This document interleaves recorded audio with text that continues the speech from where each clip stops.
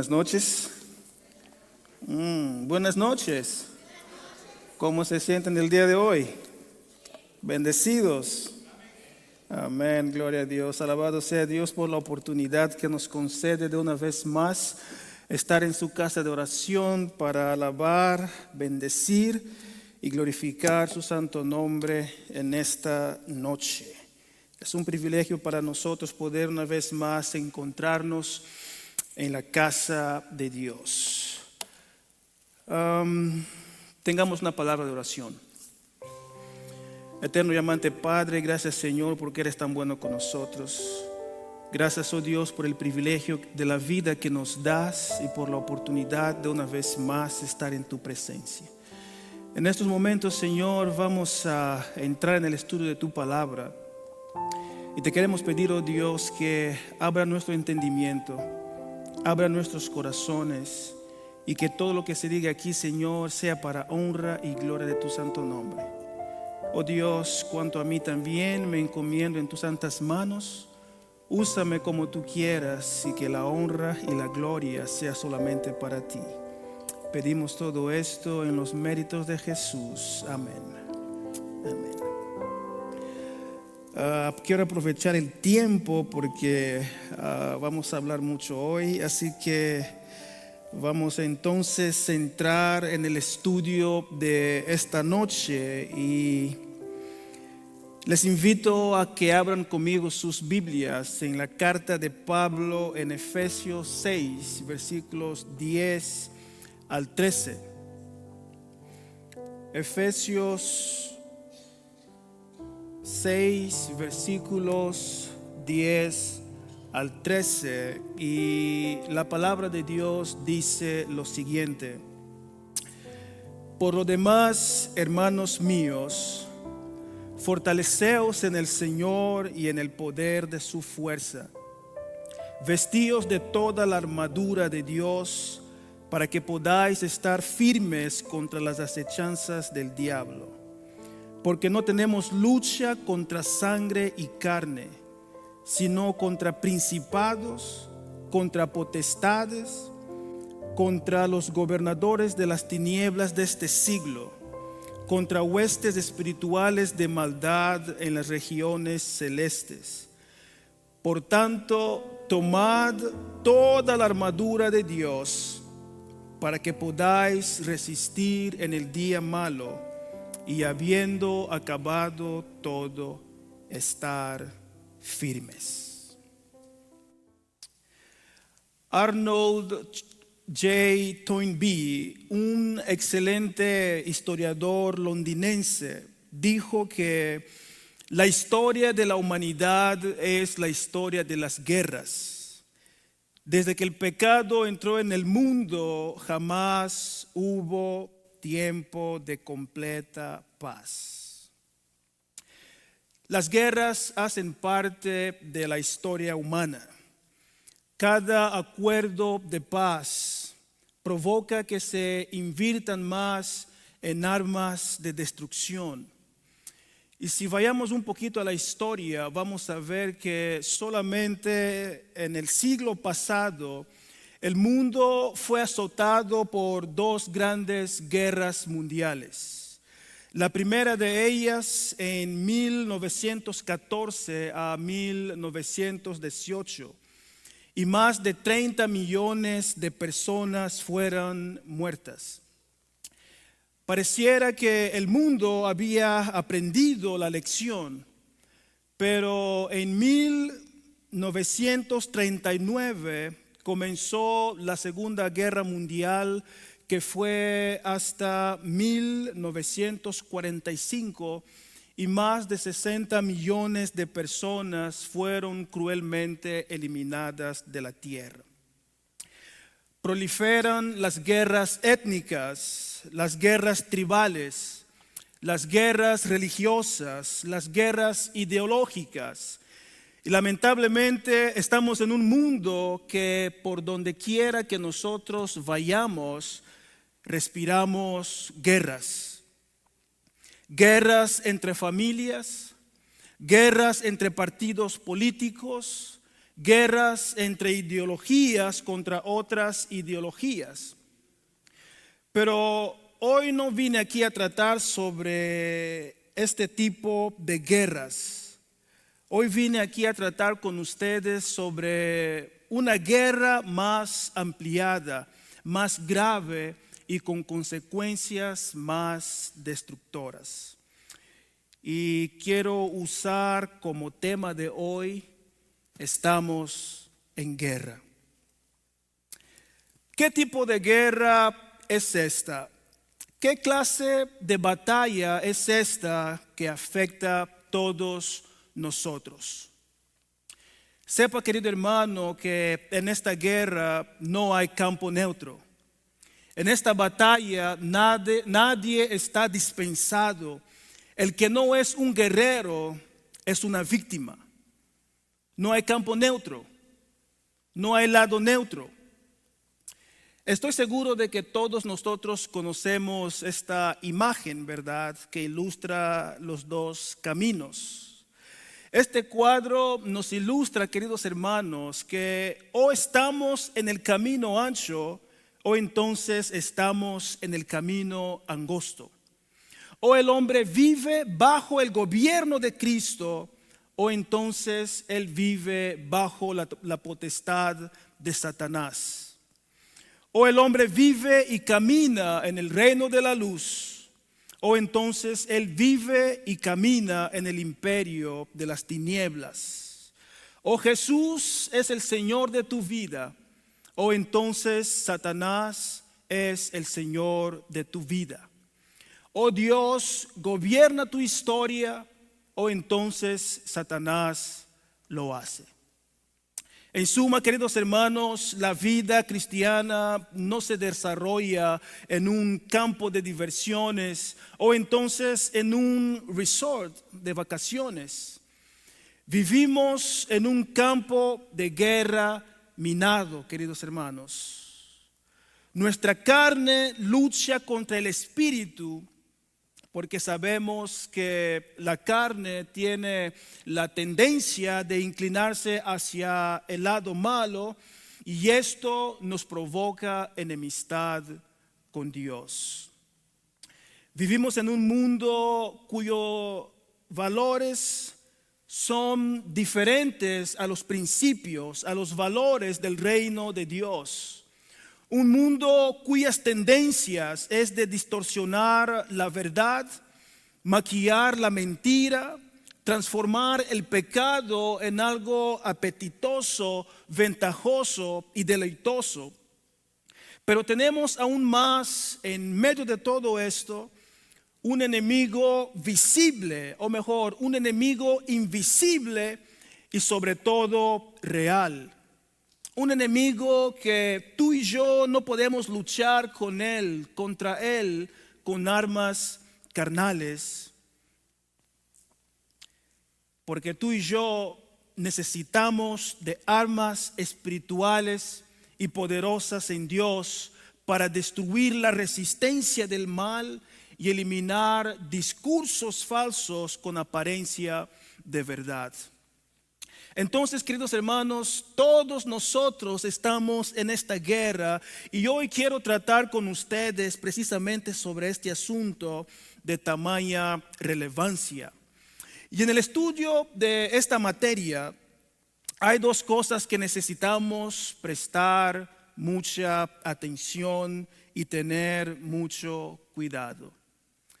El primero de ellos es el peligro de subestimar al enemigo.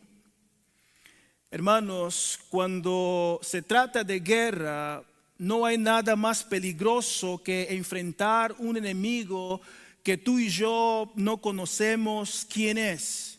No conocemos sus estrategias, no conoces su poder, no conoces sus fuerzas y sus armas de ataques. Hay muchas personas allá en el mundo, inclusive dentro de la misma iglesia, que piensan que el diablo es un ser mítico o entonces una ficción, que el diablo no ofrece ningún tipo de peligro que el diablo es una víbora que no tiene ningún veneno. Y entonces nosotros vivimos en este mundo y estamos subestimando al enemigo que es poderoso. Queridos hermanos, el apóstol Pablo nos exhorta diciendo que no podemos ignorar los designios de Satanás. Hermanos, no podemos entrar en esta lucha desprevenidos utilizando armas carnales. Existe también el otro extremo muy peligroso, que es el peligro de superestimar al enemigo. El peligro de transformar la vida cristiana en una especie de campo de batalla constante, que llegamos a olvidarnos de que este enemigo, a pesar de ser muy peligroso, real, invisible y espiritual, este enemigo ya fue derrotado. Amén. Nuestro Señor Jesucristo triunfó sobre él en la cruz del Calvario. Ya le quitó su armadura, ya lo expuso al fracaso, a la derrota y a la vergüenza y al oprobio. Por lo tanto, queridos hermanos, si tomamos la decisión de estar con Cristo y depender solamente de Él, revestidos con el poder del Espíritu Santo, entraremos en esta batalla más que vencedores y victoriosos. Por ende, me gustaría profundizar con ustedes en nuestro texto bíblico principal y extraer algunas lecciones del mismo texto para nosotros. La primera cosa que llamó la atención de ustedes es de conocer la naturaleza de este enemigo. Miren conmigo el versículo 12 de Efesios 6. Dice: porque no tenemos lucha contra sangre y carne. Queridos hermanos, la primera cosa que Pablo hace cuestión de alertarnos es demostrarnos contra quién no es nuestra lucha. El gran hecho de la humanidad es que a veces hacemos confusión de contra quiénes nosotros estamos luchando. A veces pensamos que nuestro problema es con la otra persona. Nos peleamos con los que viven bajo del mismo techo, ¿verdad? En el hogar.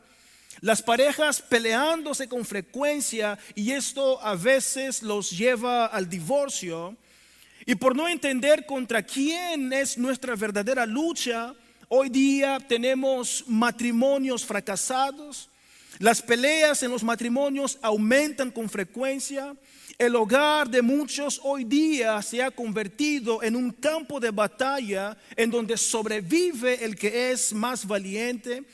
Hoy día tenemos relaciones interpersonales destruidas y vivimos en esta confusión en donde las personas piensan que necesitan herir a otras personas para poder estar bien, que necesitan hablar mal de su hermano, inventar cosas para que él quede bien ante los demás. Nos dedicamos a hablar mal de otros con la intención de realizar un verdadero asesinato, ¿verdad?, de reputación, para que los demás desprecien a la persona y la miren como una persona sin valor y sin credibilidad. Y si vemos todo esto, queridos hermanos, ¿no es esto mismo que estamos viendo en nuestra sociedad, inclusive dentro de nuestra iglesia también? Problemas entre hermanos en la iglesia, problemas entre líderes de la iglesia, problemas entre pastores de la iglesia, pastores que tratan de matar la reputación de sus colegas para poder ocupar una posición prestigiosa. Líderes de nuestras iglesias que se sienten intimidados al ver que otro tiene más talentos, ¿verdad?, que él. Y cuando esta persona no tiene control, entonces le nace la envidia, ¿verdad? En su corazón y el orgullo. Oh, hermanos, necesitamos entender que nuestra lucha no es contra personas. Nuestra lucha no es contra sangre y carne. No es contra la familia en el hogar, queridos hermanos. Nuestra lucha no es contra los colegas del trabajo. No es por allí que ustedes y yo vamos a entender esta guerra, queridos hermanos. Cuando tú y yo no entendemos con quién es verdaderamente nuestra lucha, vamos a odiar personas inocentes. Vamos a declarar guerra contra personas inocentes, queridos hermanos. Entonces estamos viviendo en una época, estamos viviendo en esta época de polarización en nuestra nación. Familias en guerra, partidos políticos en guerra, hermanos de la iglesia en guerra, guerras y problemas entre pastores, y a veces pensamos que es derrotando al otro que vamos a ganar esta batalla carnal. Pero se nos olvida que nuestra lucha, queridos hermanos, no es contra carne y sangre como lo expresa el texto bíblico. Veamos entonces la segunda cuestión. Si nuestra lucha no es contra carne y sangre, ¿contra quién entonces es nuestra lucha? Te invito a que mires conmigo los versículos 11 y 12 de Efesios 6 para responder a esta pregunta.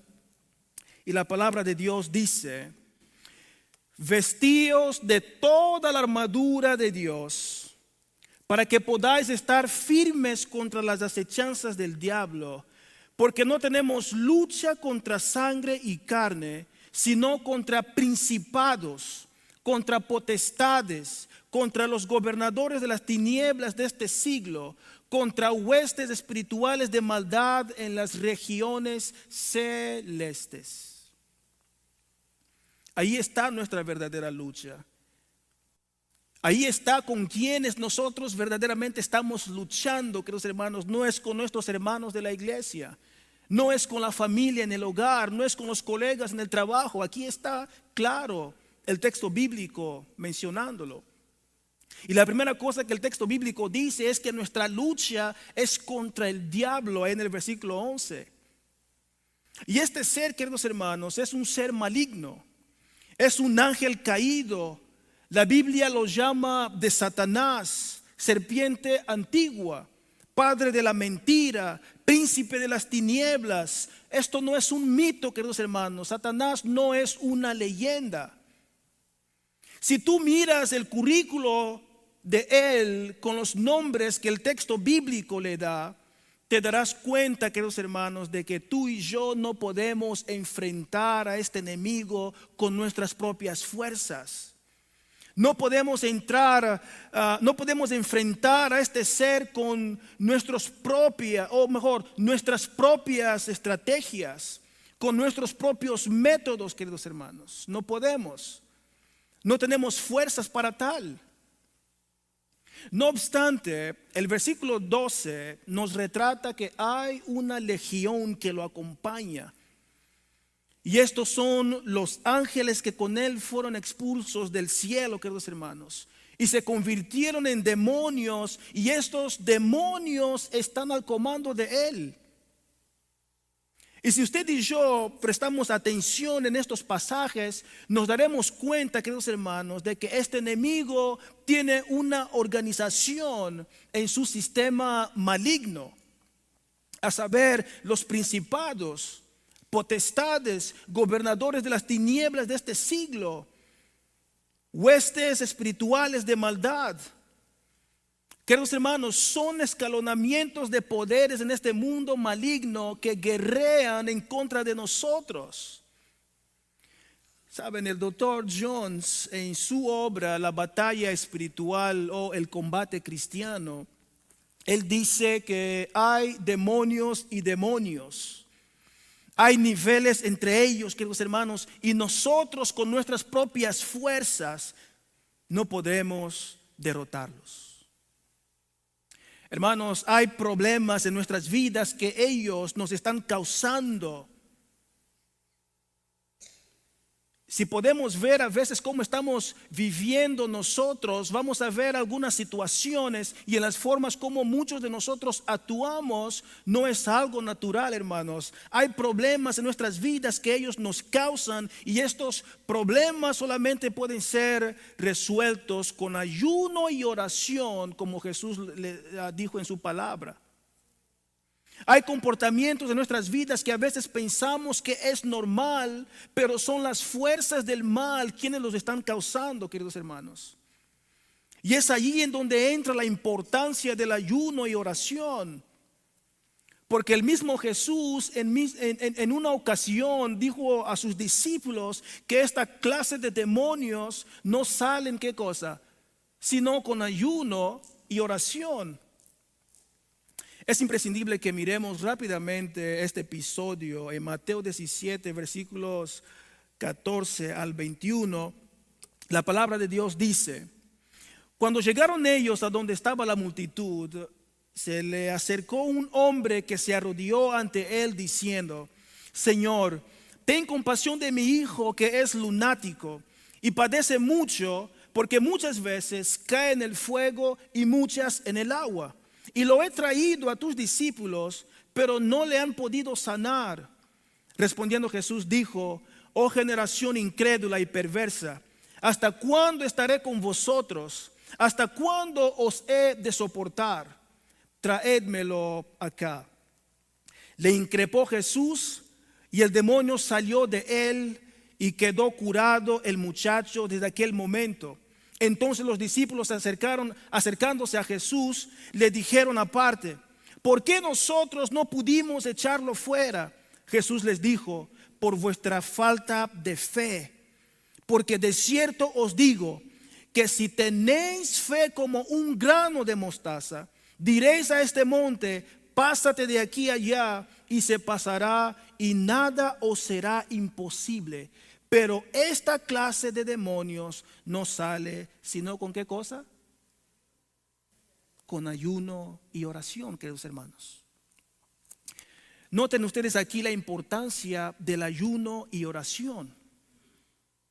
Si el mismo Jesús lo dijo, es porque el ayuno y oración, queridos hermanos, son dos armas, son dos elementos imprescindibles para que nosotros podamos vencer en esta batalla espiritual, en esta guerra espiritual, hermanos. Hay resistencias mayores y menores. Y tú y yo necesitamos entender, queridos hermanos, que toda esta estructura maligna, todo ese conjunto de las fuerzas del mal en diferentes categorías de poderes declaran guerra en contra de nosotros.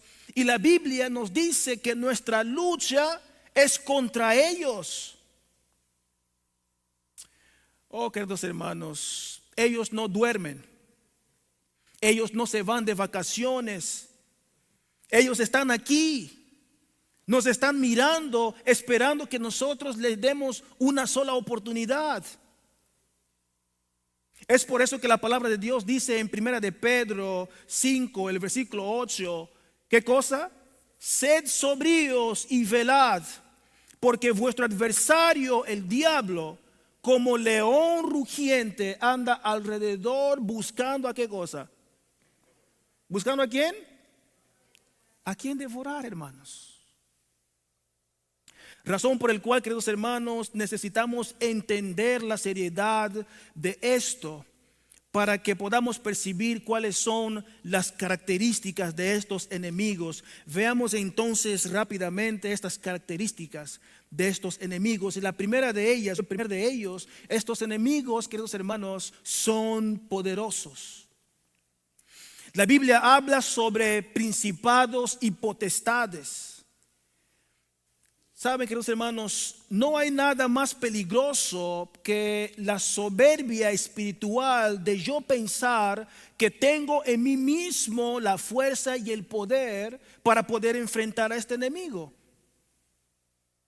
Este enemigo es astuto, hermanos. Él tiene sus artimañas, él es poderoso. Por esta razón debemos tener mucho cuidado, queridos hermanos, en pensar que nosotros tenemos condiciones de enfrentar a este enemigo con nuestro propio entendimiento y con nuestras propias fuerzas, queridos hermanos. Oh, queridos, este ser es el ser que actúa en los hijos de la desobediencia, haciendo de ellos esclavos, cegando el entendimiento de los incrédulos. Y a veces nosotros tenemos la impresión de que el diablo actúa solamente en aquellas personas que están endemoniadas, retorciéndose en el suelo, ¿verdad? Con espuma en la boca y con los ojos virados, ¿verdad? A veces tenemos esta impresión que el enemigo solamente actúa en estas personas. Oh, queridos hermanos, el diablo actúa también en los medios académicos, cegando el entendimiento de la gente, trayendo confusiones ideológicas, confusiones filosóficas, confusiones teológicas y conceptos erróneos, cerrando los ojos de muchos a la realidad espiritual que nos rodea, hermanos. Oh, hermanos, es necesario que estemos en alerta. Debemos de estar bien despiertos, queridos hermanos. Dando secuencia del texto bíblico, más allá de lo que ya hicimos referencia, estos enemigos son malignos.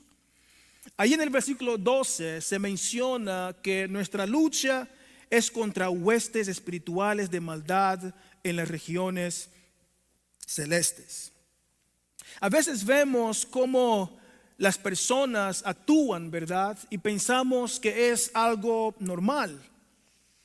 Queridos hermanos, hay una fuerza más allá de la fuerza humana que nos controla y nos lleva a cometer errores si nosotros lo permitimos. Estas fuerzas espirituales están trabajando fuerte para cambiar la cultura. Miren, queridos hermanos, cómo está la situación del mundo de hoy. En algunas escuelas ahora se están enseñando a los niños que en esa edad ellos pueden decidir si quieren ser hombres o si quieren ser mujeres entonces. Y pensamos que esto es normal. Hoy día vemos cómo hombres quieren ser mujeres y las mujeres quieren ser hombres. Todo esto, mis hermanos, existe por detrás de una mente humana. Es verdad que el hombre ha caído, es verdad que el mundo está mal, pero por detrás de la carne, queridos hermanos, por detrás de este mundo existe un agente del mal inspirando todo esto. Es solo mirar la cuestión cinematográfica hoy día, el volumen de películas de ocultismo que ellos están produciendo, películas de violencia extrema. Lo que Disney está ofreciendo a vuestros hijos, porque yo no tengo hijos. Lo que Disney está produciendo, queridos hermanos, las películas, hasta una caricatura que a veces llegamos a pensar que es insignificante, pero por detrás de todo esto, queridos hermanos, está el mundo del ocultismo. Y hoy día Disney ya no tiene vergüenza. Hasta vemos películas en donde ya aparecen little demons. Y nuestros hijos en nuestros hogares están mirando esta basura, queridos hermanos. Y nosotros los estamos permitiendo. Entonces, hermanos, hay un espíritu maligno detrás de todo esto, orquestando todo esto. Y si nosotros estamos muy distraídos, estamos muy aferrados a estas cosas, vamos a perecer, hermanos. Porque este es el plan del enemigo, hacernos perecer. Por eso que Jesús dice en su palabra, tenemos que vigilar y orar, queridos hermanos. Tenemos que estar pendientes, no permitir estas basuras en nuestros hogares, porque entonces estamos abriendo puertas para el ocultismo. Pero más allá de todo esto, estos enemigos son también astutos, hermanos. Acompáñenme en el versículo 11. Dice: vestíos de toda la armadura de Dios para que podáis estar firmes contra las acechanzas del diablo. La palabra acechanzas aquí, queridos hermanos, es la palabra griega metodea, de donde se derivan las palabras métodos y estratagemas. Metodea significa astucia, engaño, estrategias, trazar un camino, emplear engaños bien diseñados, un método preestablecido usado para practicar el mal de manera organizada. Queridos hermanos, después de Dios, quizás no hay nadie que nos conozca mejor que Satanás. Él está al pendiente de nosotros, queridos hermanos. Anda de ojos en nosotros, esperando que tú y yo le demos una sola oportunidad para devorarnos. Y este enemigo, al conocernos, él sabe nuestro punto supuestamente fuerte. Aquello que a veces tú y yo pensamos que es nuestro punto más fuerte, que puede llegar a ser nuestro punto más débil. Razón por el cual 1 Corintios 10, el versículo 12 dice: así que el que piensa estar firme, ¿qué cosa? Mire que no caiga. Mire que no caiga. Esto nos muestra, queridos hermanos, que no podemos confiar en nosotros mismos. No podemos confiar en nuestro conocimiento limitado. No podemos confiar en nuestras culturas. No podemos confiar en nuestras riquezas. No podemos confiar en nuestra propia sabiduría. Debemos saber que necesitamos de la gracia de Dios, queridos hermanos, para mantenernos de pies. Y saben, queridos hermanos, el enemigo también conoce nuestro punto débil. Todos nosotros tenemos un punto débil en nuestras vidas. No todos somos tentados en la misma proporción o con las mismas cosas. Unos somos tentados en el área del sexo, otros somos tentados en el área del dinero, otros somos tentados en el área de la vanidad, de la soberbia y de la arrogancia. Y Satanás conoce todas estas cosas en donde tú y yo somos débiles, y él patrocina un ambiente apropiado para hacernos caer, hermanos. Razón por el cual necesitamos vigilar y qué cosa, y orar sin cesar, hermanos. El enemigo es astuto, mis queridos. La Biblia nos relata en Lucas que el enemigo tentó a Jesús durante 40 días en el desierto. Jesús estaba con hambre porque había ayunado. Y a lo largo de estos 40 días, el enemigo estaba tentando a Jesús. Mira lo que dice en Lucas 4, el versículo 13. Y cuando el diablo hubo acabado toda tentación, se apartó de él. ¿Por qué cosa? ¿Por qué cosa? Por un tiempo. Esta expresión por un tiempo, queridos hermanos, da a entender que el enemigo regresaría en cualquier momento. Por un tiempo.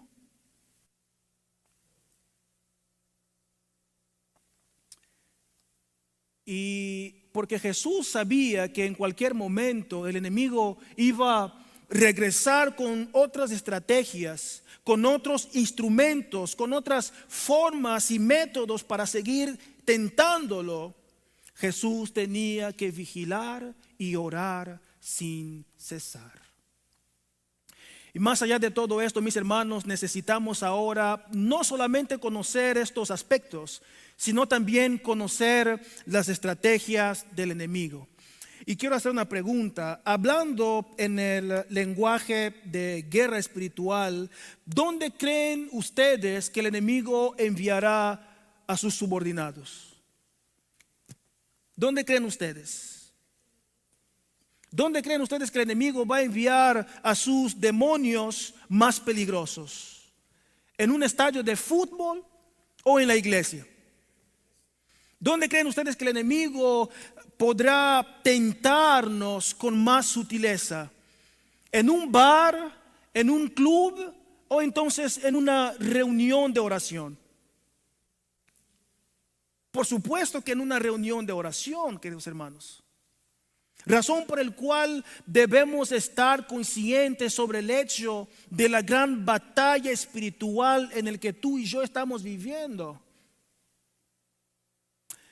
Ahora, presten atención. ¿Qué tipos de estratagemas el enemigo usa para cegar el entendimiento del pueblo de Dios? Lo repito, ¿qué tipos de estratagemas el enemigo usa para cegar el entendimiento del pueblo de Dios? Primero, el enemigo roba la palabra de Dios sembrada en el corazón. Saben, en Mateo 13, del 1 en adelante, encontramos la parábola del sembrador. Y si gustan, ustedes pueden leerlo allí en casa, ¿verdad? Todo el capítulo. Pero quiero sacar algunos extractos de esta parábola. Y empezando del versículo 3 de Mateo 13. Y lo puse así en pinturas, ¿verdad? Para que después podamos ver el paralelo que tiene con la explicación de estas parábolas. El versículo 3 de Mateo 13 dice: y dijo en parábolas muchas cosas como estas. Un sembrador salió a sembrar. Mientras iba esparciendo las semillas, una parte cayó junto al camino. Llegaron los pájaros y se las comieron. Otra parte cayó en terreno pedregoso, sin mucha tierra. Esas semillas brotaron pronto porque la tierra no era profunda. Pero cuando salió el sol, las plantas se marchitaron y por no tener raíz se secaron. Otra parte de las semillas cayó entre espinos que al crecer ahogaron las plantas. Pero las otras semillas cayeron en buen terreno en el que se dio una cosecha que rindió hasta 100, 60 y 30 veces más de lo que se había sembrado. El que tiene oído, ¿qué cosa? Que oiga. Entonces más adelante los discípulos le preguntan a Jesús el por qué Jesús les estaba hablando en parábolas y Jesús le explica las parábolas, ¿verdad? Ahora, llegando en el versículo 18, Jesús explica la parábola del sembrador y aquí es en donde quiero que ustedes y yo prestásemos mucha atención. Dice el versículo 18 en adelante. Escuchen ahora lo que significa la parábola del sembrador. Cuando alguien oye la palabra acerca del reino y no la entiende, viene el maligno y arrebata lo que se sembró en su corazón. Esta es la semilla sembrada junto al camino. El que recibió la semilla que cayó en el suelo, lleno de piedras, es el que oye la palabra y de inmediato, ¿qué cosa? La recibe con alegría. Pero como no tiene raíz, dura poco tiempo. Ustedes han visto estas personas que de repente vienen a la iglesia, ¿verdad? Escuchan un sermón y rápidamente ya se quieren bautizar y se bautizan, pero después de un mes, 2, 3 meses se van de la iglesia. Es ese tipo de gente, queridos hermanos. Como no tiene raíz profunda, entonces dura poco tiempo dentro de la iglesia. Dice: cuando surgen problemas o persecución a causa de la palabra, enseguida se aparta de ella. El que recibió la semilla que cayó entre espinos es el que oye la palabra, pero las preocupaciones de esta vida y el engaño de las riquezas la ahogan. Por eso la semilla no llega a dar su fruto. Pero el que recibió la semilla que cayó en buen terreno es el que oye la palabra y la entiende. Este sí, ¿qué cosa? Produce una cosecha hasta 100, 60 y 30 veces más.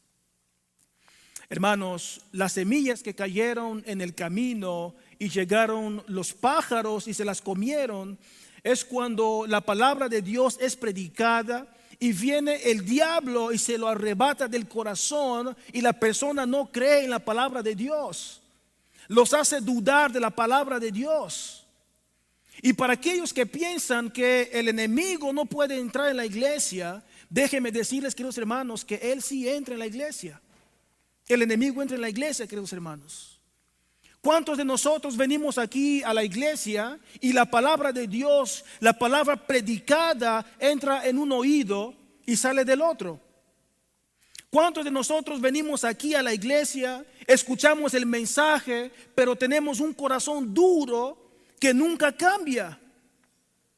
¿Cuántos frecuentamos a la iglesia por años, décadas y nunca fuimos tocados, nunca fuimos transformados, nunca fuimos convertidos por la palabra de Dios?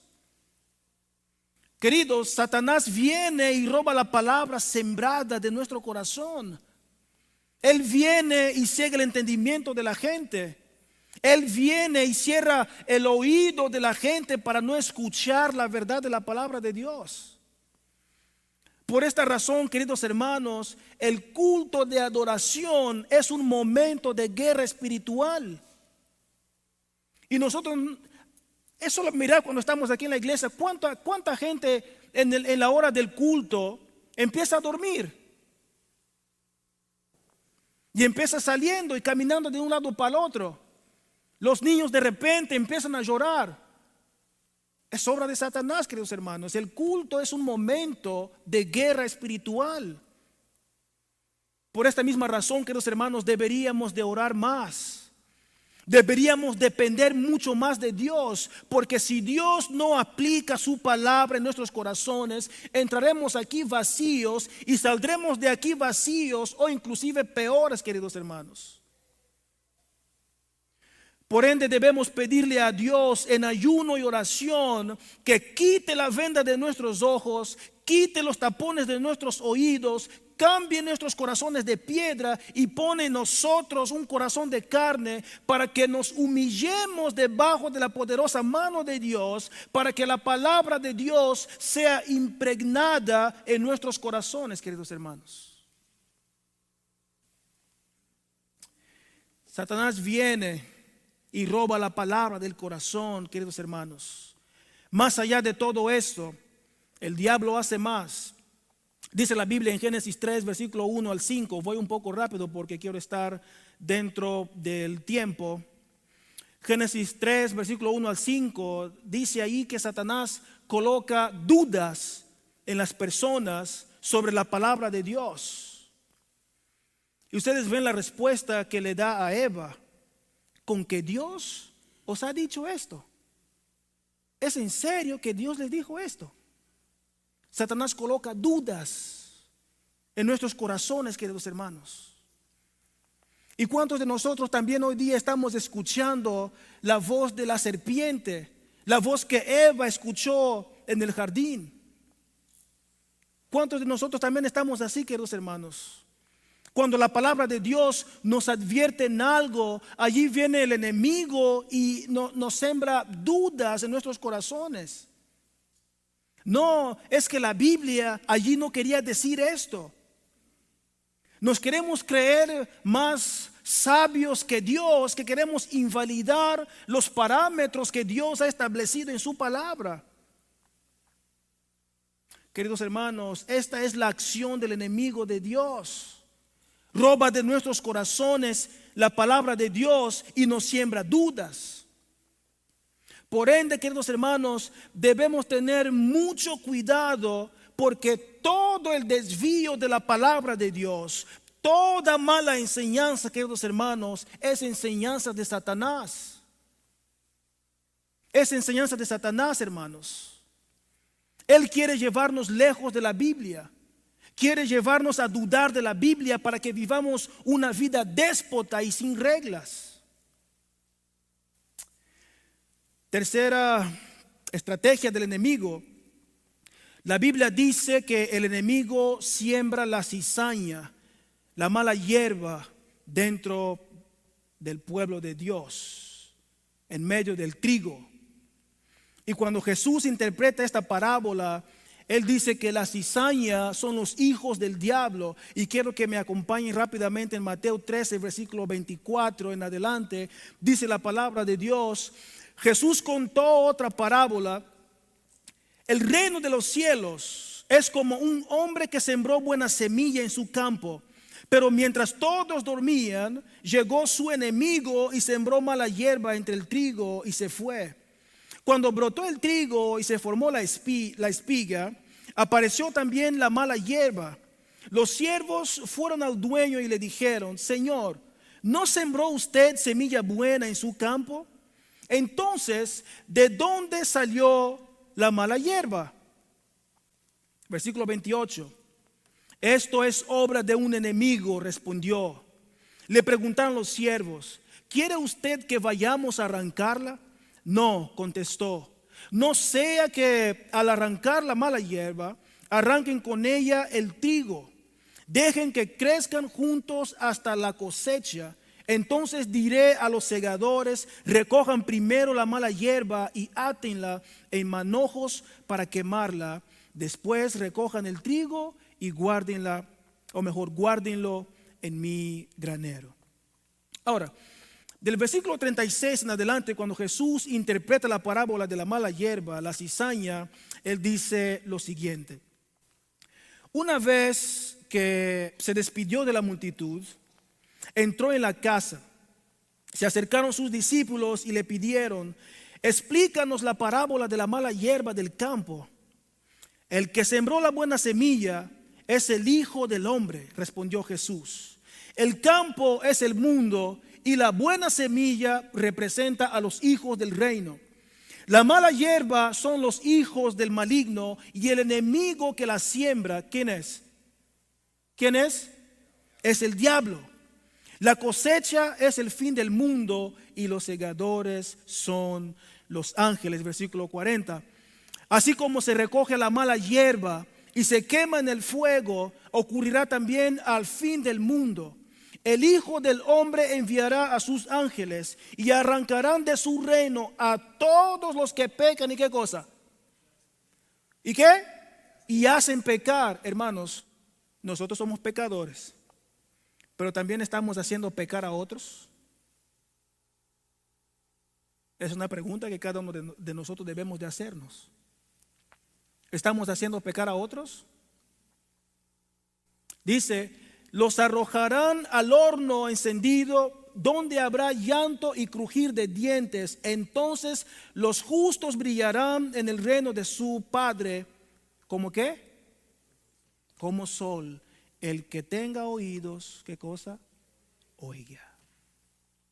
Oh, hermanos, esta parábola nos enseña que el diablo tiene a sus hijos.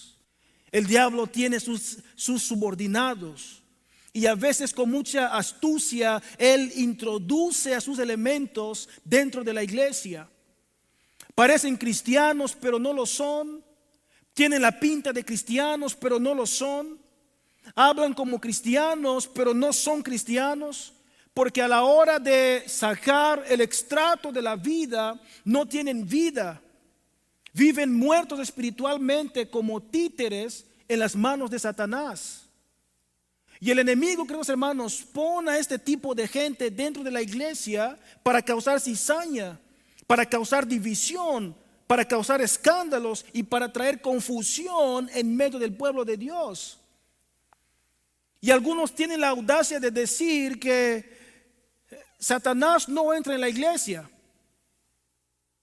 Oh, hermanos, permítanme decirles en esta noche que Satanás sube al púlpito. Satanás sube en el púlpito, queridos hermanos.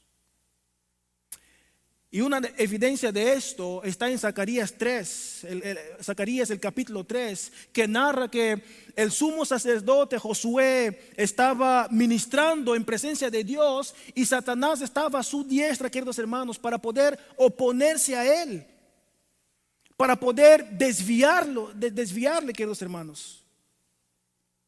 Oh, queridos hermanos, cuando un predicador no está llevando las cosas de Dios en serio, cuando el predicador se levanta para desviar al pueblo de la verdad, cuando el predicador modifica el sentido de la palabra que Dios nos enseña para dar una interpretación equivocada con segundas intenciones, con el propósito de causar dudas y confusión en medio del pueblo de Dios, este predicador está siendo un instrumento en las manos de Satanás. ¿Digo más? ¿Digo más? Bueno, la iglesia está en silencio, pero no me importa, voy a decir más. Mateo 12, el versículo 30 es contundente cuando dice: el que no es conmigo, ¿qué cosa es? Contra mí es. Y el que conmigo no recoge, ¿qué cosa hace? Desparrama. Y es interesante cómo la versión TLA, la traducción en lenguaje actual, matiza justamente en el punto diciendo: el que no está de mi parte está contra mí. El que no me ayuda a traer a otros para que me sigan, ¿qué cosa hace? Es como si lo estuviera ahuyentando. Y en esta misma secuencia quiero añadir Mateo 18, versículos 6 y 7, que dice: y cualquiera que haga tropezar a alguno de estos pequeños que creen en mí, mejor le fuera que se le colgase al cuello una piedra de molino de asno y que se le hundiese en el profundo del mar. Madre mía, está fuerte eso. Ay del mundo por los tropiezos, porque es necesario que vengan tropiezos, pero ay de aquel hombre que, ¿qué cosa? Por quien viene el tropezo. Misericordia, Señor. Misericordia. Queridos hermanos, esta preposición ay es una expresión onomatopéyica que expresa lamentación y maldición. Malditos son aquellos que hacen caer a otros intencionalmente, es lo que está diciendo el texto bíblico, queridos hermanos. Por eso debemos de tener mucho cuidado para que nosotros no vengamos a ser piedra de tropiezo para nuestro hermano, con la forma como estamos dejándonos usar por el enemigo, con la forma como nos estamos actuando dentro de la iglesia, queridos hermanos. Sinceramente no logro entender el por qué se nos es difícil predicar un así dice el Señor. No entiendo el por qué no podemos vivir bajo los principios de Dios. Pero cuando estudio la palabra de Dios y miro lo que ella dice sobre contra quién realmente es nuestra lucha para vivir de esta forma, para vivir a como Dios nos demanda, solamente me resta decir: ten misericordia de nosotros, oh Dios, ten misericordia. Oh hermanos, esta guerra espiritual en donde estamos no puede ser tomada a la ligera. Esta guerra es real. El enemigo está trabajando a todo dar, enviando espíritus malignos que nos están induciendo a falsas doctrinas, y nosotros estamos relajados, estamos en la somnolencia espiritual, queridos hermanos. Recientemente vi un testimonio de una señora que trabaja en el mundo espiritual, una señora satanista, y ella dice que le da pena cómo ellos, los satanistas, están trabajando duro para desviar al pueblo de Dios, y el pueblo de Dios está dormido, hermanos. Una satanista, hermanos. Estas palabras salieron de su boca. Nosotros como satanistas estamos trabajando duro para desviar al pueblo de Dios, y los cristianos están durmiendo, están relajados, queridos hermanos. Necesitamos ser despertados para que no seamos juguetes en las manos del enemigo, queridos hermanos, en medio de este conflicto espiritual. Y volviendo a nuestro texto bíblico principal, quiero reiterar el versículo 13 de Efesios 6. Dice: por tanto, tomad toda la armadura de Dios para que podáis resistir en el día malo, y habiendo acabado todo, dice el texto, vete de vacaciones a Dubái. Dice el texto: y habiendo acabado todo, vete a comer unos tacos con tus amigos. ¿Qué dice el texto bíblico? Estar firmes. Estar firmes, queridos hermanos. No hay nada más peligroso que después de vencer una batalla espiritual, cruzar los brazos, dejar de orar, dejar de ayunar, dejar de buscar a Dios. Queridos hermanos, después de una batalla vencida, debemos permanecer firmes porque otras batallas, otras guerras virán. Por eso que el texto nos está diciendo, habiendo terminado, habiendo acabado todo, permanecer firmes. Firmeza espiritual. Eso es lo que es la palabra émuna en el griego, fe y firmeza. Cuando termine todo, queridos hermanos, debemos permanecer firmes en la fe. Quiero ir concluyendo, pero no sin antes mostrarles a ustedes a la luz del texto bíblico las armas que necesitamos para vencer esta guerra espiritual. En primer lugar, en el versículo 10 encontramos algo sublime. Dice, por lo demás, hermanos míos, fortaleceos en el Señor y en el poder de su fuerza. Hermanos, tú y yo necesitamos del poder de Dios. Necesitamos estar bien guardados bajo los brazos del Dios Todopoderoso. Necesitamos la fuerza que viene de lo alto para que podamos ser capacitados con el poder de Dios. Y para esto tenemos que orar sin cesar, hermanos. En segundo lugar, versículo 11, vestíos de toda la armadura de Dios. Vestíos de toda la armadura de Dios. Oh hermanos, no entremos en esta guerra de cara limpia y relajada. No podemos ignorar al enemigo que nos asedia. Necesitamos tomar toda la armadura de Dios, queridos hermanos. Y aunque el enemigo quiera retenernos en su campo de batalla, Jesús ya lo ha derrotado. Jesús ya le quitó su poder al morir en la cruz del Calvario para que tú y yo fuésemos libres hoy. Oh mis hermanos, hoy nosotros somos libres por la gracia de Dios. Hoy fuimos sacados del reino de las tinieblas para el reino de la luz. Hoy nosotros pertenecemos en el reino de Cristo. Hoy fuimos libertos y estamos encubiertos con la sangre del Cordero, queridos hermanos. Alabado sea el nombre de Dios. El enemigo ya no tiene más armadura, pero ustedes y yo podemos ser revestidos de toda la armadura de Dios. Gloria a Dios. Oh hermanos míos, si nosotros estamos verdaderamente en Cristo, somos más que vencedores. Por eso que necesitamos la unción del Espíritu Santo. Necesitamos el poder y la fuerza de Dios en esta iglesia. Necesitamos quebrar las fuerzas del mal que están impidiendo el crecimiento de esta iglesia. Necesitamos de un reavivamiento espiritual genuino dentro de esta iglesia. Pero esto, queridos hermanos, se producirá solamente cuando la iglesia se ponga de rodillas a orar con fervor. Esto se producirá cuando la iglesia se humilla y se pone de rodillas delante de Dios, clamándole a Él en oración y ayuno, mis hermanos.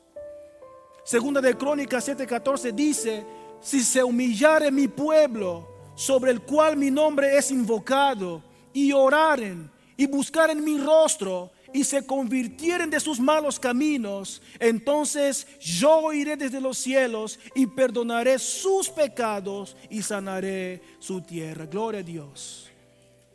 Oh mis hermanos, mi deseo es que el Señor sane esta iglesia.